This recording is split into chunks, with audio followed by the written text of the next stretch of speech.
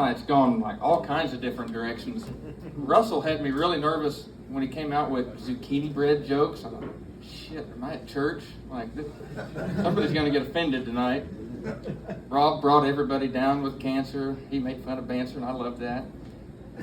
But when Eric came up here and did his bone and, what do you call them, casket mates or whatever, I thought, man, finally somebody that gets me. I used to say that, you know, if you were part of that human centipede, sucks. So if you're the front guy, at least make the best of a bad situation, circle back and get the one in the back. Nobody thought that was cool, but I think Eric might. Anyway, I don't want to get all fancy on you guys. I don't know if you can tell I got new shoes or not first class, but believe it or not, I get fan mail. So I wanted to share some of that with you guys so you can just see what kind of weirdos I deal with. So I'm just going to read a few of them for you. So this one's from Kaylee in South Carolina. She says, Neil, is it true that Moses is your hairstylist? Obviously not. I get that question all the time, but Moses lived like over 100 years ago. Wouldn't even be possible. I get my hair cut at the auto parts store. That's a little bit of a thinker. Jack writes, Neil, I'm getting uncomfortable at my house. All my mom does is talk about how she'd love for you to wear her legs like a scarf. Well, Squirt, tell your mom to come. We're out here every Tuesday. Emily from Trigo, Montana says, I play some of your bits on YouTube every night before I lay down for bed. Makes me feel good. I have insomnia, and I find that your comedy is a fantastic remedy. That seems like an insult wrapped in a compliment. Leonardo writes, I also play your comedy before bed to help fall asleep. I don't even see how that's possible. All right, this one doesn't even have a name. Neil, fuck you. Obviously one of my friends messing around. Okay, this one's from Robin H. Mr. Purkiss, I don't want anybody else. When I think about you, I touch myself.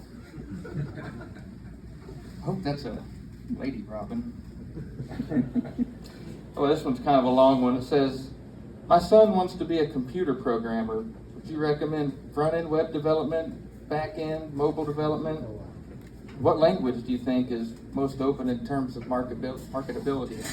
How the hell should I know? Nerds ask me this stuff all the time. Okay, this one doesn't have a name. It says, to whom it may concern, who wrote this? Fraser? When I was 12, I sexually abused my uncle, and now he won't talk to me. How do I rebuild that relationship? Jesus Christ. Maria in Mexico says, I don't know what that means. Burro is a donkey, so I know that much. Pass on that one. Here's kind of a weird one from Lizzo. It says, baby, how you doing? You gotta, if you know, you know. Dear Mr. Purkiss, we regret to inform you that your electric service will be shut off on March 30th due to non-payment. To reactivate your account, I don't think that one's supposed to be in there. All right. Oh, geez. Daphne writes, Neil, last year was the lowest point of my life. I stumbled across your first performance on YouTube, and I resonated with your spirit. I felt like we were on another plane of existence, like we're the only two people in the world that are in perfect harmony. I told my friends that if I did nothing else in life, I'd die happy if I ever got to meet you in person. We're like two ships in the night, like a pair of penguins searching for each other, like the framework of a house, stronger together, like a...